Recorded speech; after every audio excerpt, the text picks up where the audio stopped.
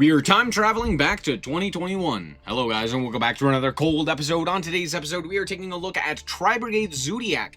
This deck was the best deck on the release of Yu-Gi-Oh! Master Duel, and it just got significantly better, due to some unlimits and some new cards. So, first and foremost, we have the new Zoodiac cards, which are pretty cool. I shouldn't say new, but Rat Pier has been released for some reason. This card, if you don't know what it does, it has an effect where on normal summon it can send a Zoodiac to the grave, which is nice. But more importantly, it can, if used as material for a Beast Warrior type monster, you can use it to detach one of the Exe materials in order to special summon another copy of itself from deck, meaning any of your Zoodiacs basically turns into multiple copies of Rat Pier, even getting you access to something like an additional rank 4 or just additional names themselves. And this is extremely nice because it gives you Utopic Draco Future, which is an incredibly powerful card. Not only that, but it also can put something like a Trident onto the field, or, in this deck in particular, as well as a few others, you are able to go into Broad Bull, the newly limited from banned Zoodiac card that allows you to just search a normal summonable Beast Warrior type monster. Now, obviously in this deck, that would be Fractal. Now, with this, we basically get the ability to go from Zoodiac to Tri-Brigade. The other way around, not so much. However, with the addition of the new Spriggan's kit, there are technically ways that you could go into a rank 4. However, for the most part, I don't think it's all that worthwhile, and you're better off just making your standard Tri-Brigade end board. With that being said, we do have a lot of Zoodiac names, technically, because more importantly than anything is getting Rat Pier.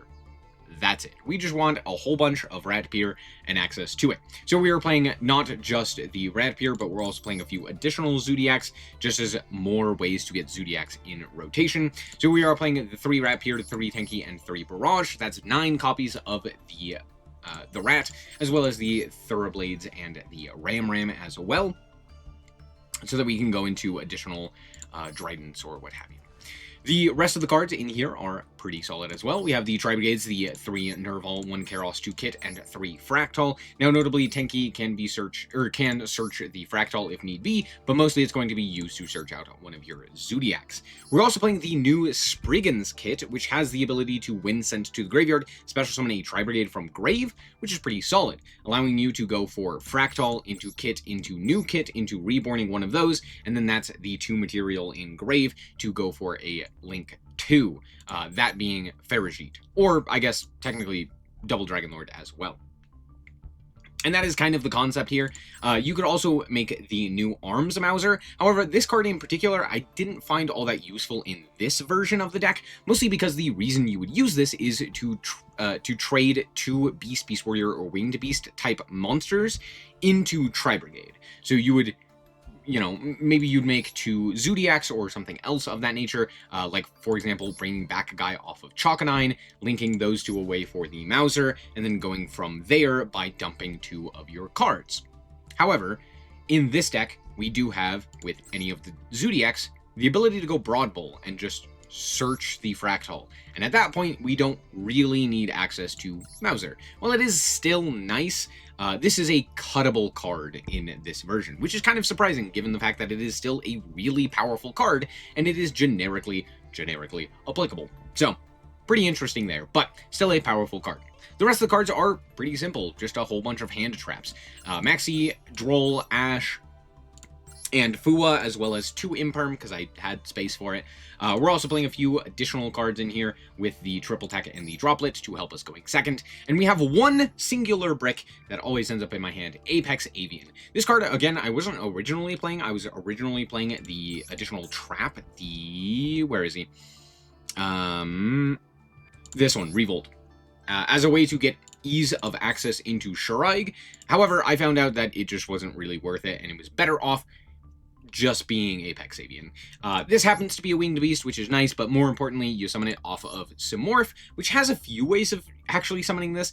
The way that I ended up summoning it a few times was by summoning out something like a Fualos with the effect of Ferrigite, and then linking those away for Simorph. Morph just requires you to have a winged beast monster on the field, and it's just any 2 other monsters, which are pretty strong. However, of course, you can also summon it off of the effect of one of your Tri-Brigades. So that's the idea. Basically, you utilize the Zoodiacs to go into Utopic Draco, and an additional thing, which then gets you into the Tri-Brigades, and from there, you go into Morph, utilizing Morph in order to summon the Apex Avian, ending on something like Double Dragon Lord, Apex Avian with the Morph Protection, and a Utopic Draco, and whatever other hand traps you see. It's not exactly explosive, but it does have powerful effects, right? Omni Negation, incredible boss monsters of that, like a Utopic, as well as an additional just guy sometimes. So that's it. Let's hop into the replays and show you how this deck performed. Alrighty, here we are going second, and we have a fairly decent hand here. Nothing crazy, but hopefully we can do something. Well, never mind. Our Droll is now going to carry us to victory. Let's see what we can accomplish after this. So we are obviously going to Droll here, and it does resolve. Hip hip hooray. Our opponent is going to go for the Enea Craft in order to go for the Eneopolis, which they just happen to draw, and they're going to bounce the 2 cards back to the hand, activate the level 1, activate it again, and activate it a 3rd time. They're going to set a card and then pass the turn. Okay, pretty good here. This isn't too difficult for us to play around. I mean, they have Destruction Protection, which does kind of matter, but I'm mostly worried about that back row. So here we go for the line that I was talking about previously with Fractal, dump Kit, summon, or send Kit, summon an additional guy, and then we can banish 2 for the Fairy Sheet.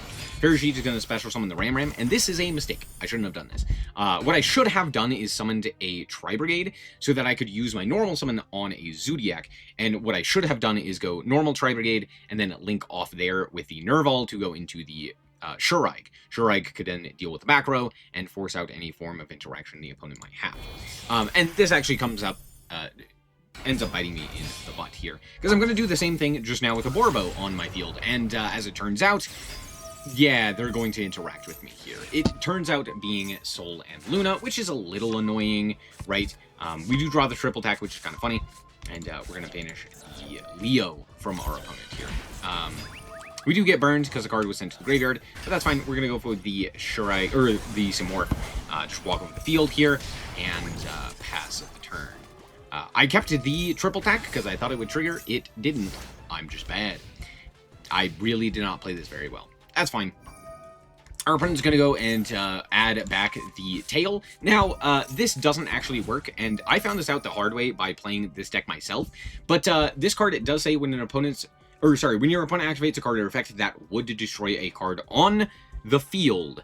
And notably, this card is not yet on the field because its activation has not been met.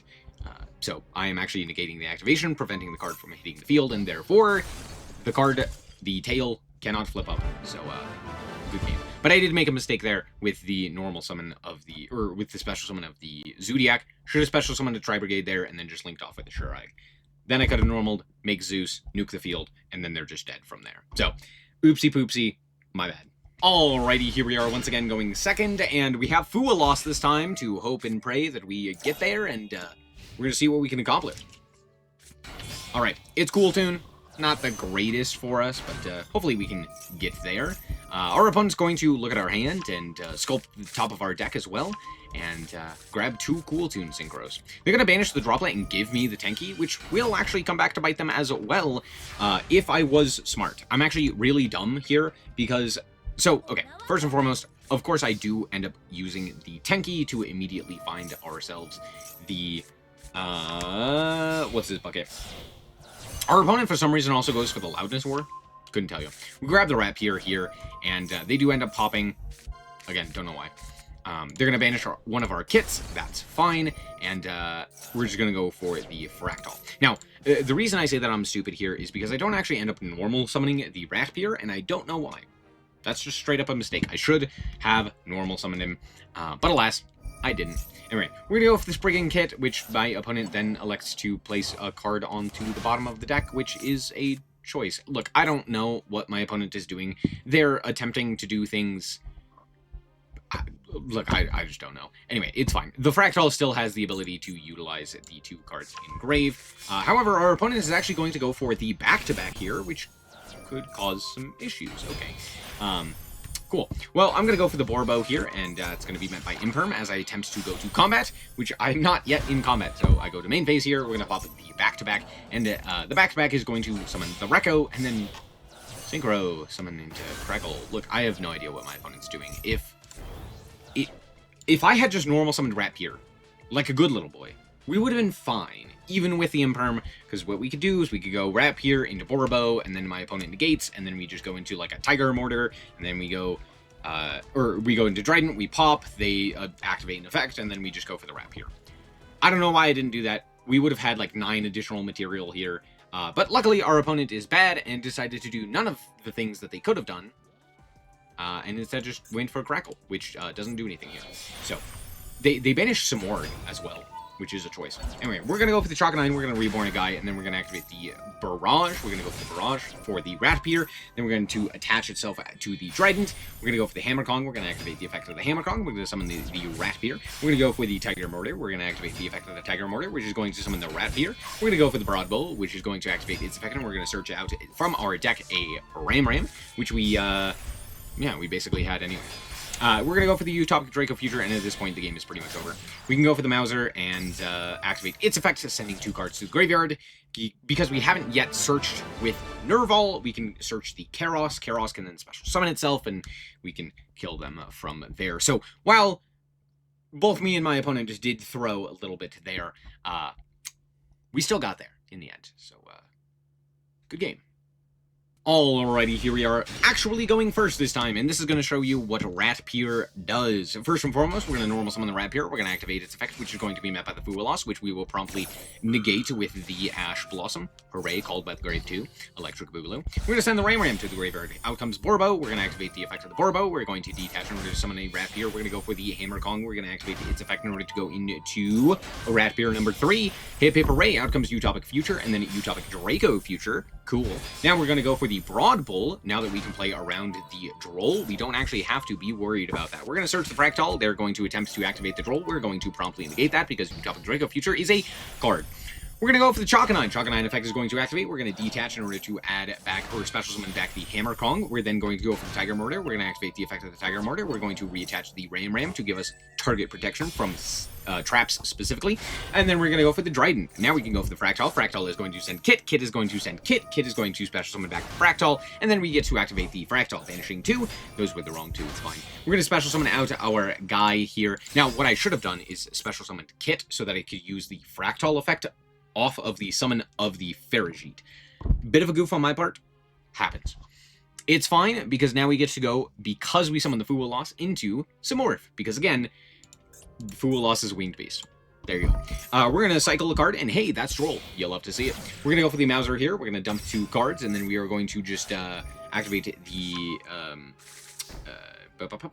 in order to go for the Karos.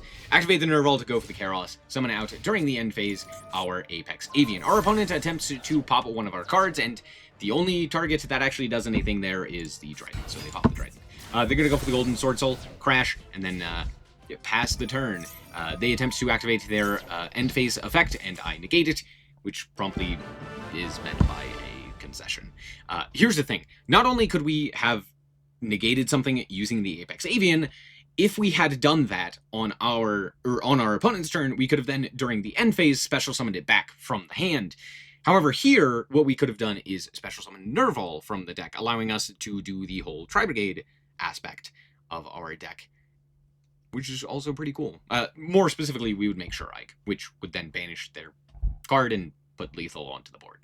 So, yeah, reasonable concession there. Good game. Alrighty, we're back with the deck, and honestly, yeah, Rapier is kind of crazy. I've been playing a lot of Zoodiac recently, and I have come to realize just how insane Rapier's existence is, because not only does it give you the ability to splash it into a whole bunch of other archetypes, allowing you the ability to go into Broad Bull, or Trident, or Zeus, or the other such things.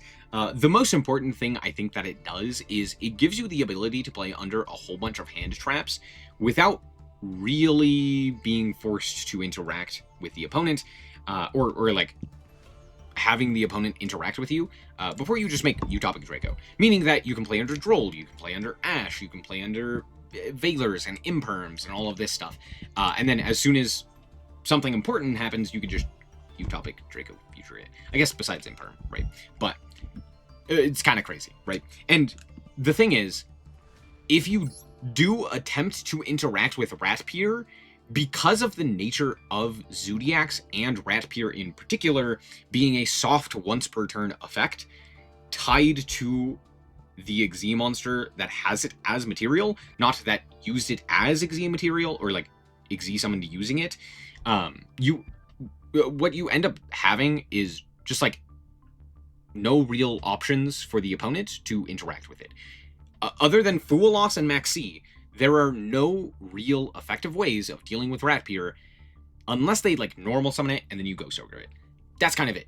Everything else is just dead in the water for two reasons. One, the Zoodiacs can just summon another Zoodiac on top of themselves. And two, Tiger Mortar.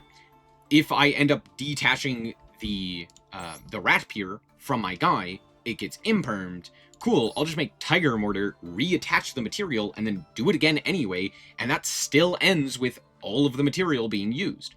What a crazy card. I don't know why we got this card back. Broad Bull could have come to like 9, it wouldn't have mattered. This card is useless. That's not true, but it's not as useful. Ratpier, on the other hand, yeah, this card's stupid.